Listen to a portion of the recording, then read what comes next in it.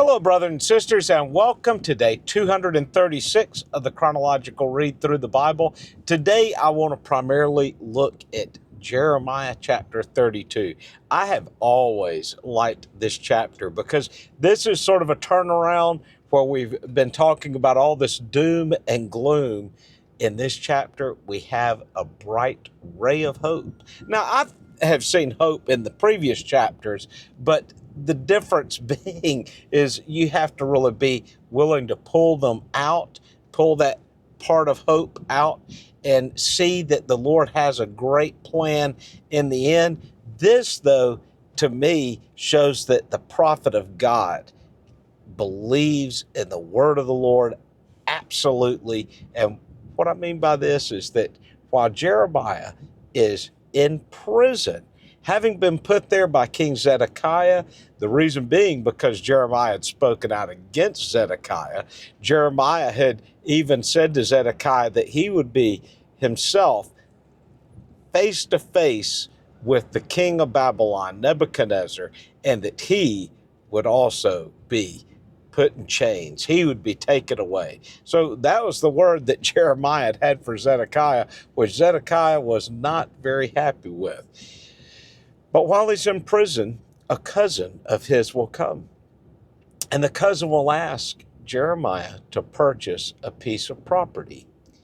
A strange thing just in and of itself. You're in prison and somebody comes and wants you to buy a piece of property.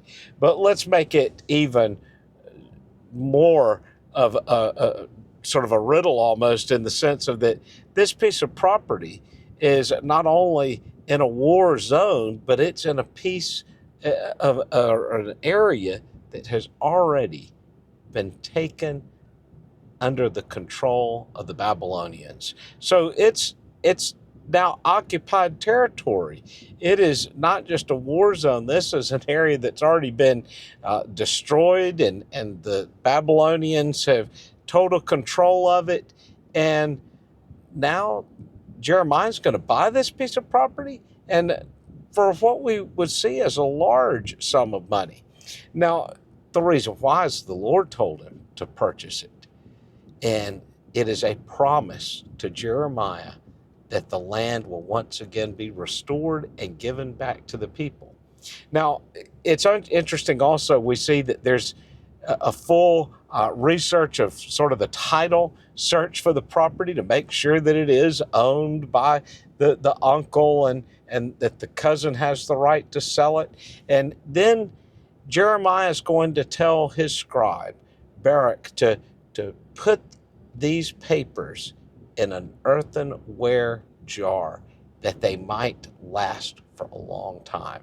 I sometimes wonder, will we one day hear of an archaeologist unearthing a jar that has these papers, these titles, these deeds in them? Maybe they already have been unearthed, but I think that it would be interesting if we see that happen.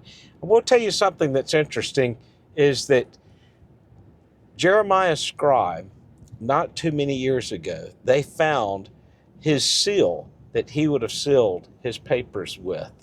So it's again proof this is a real person. These are real events.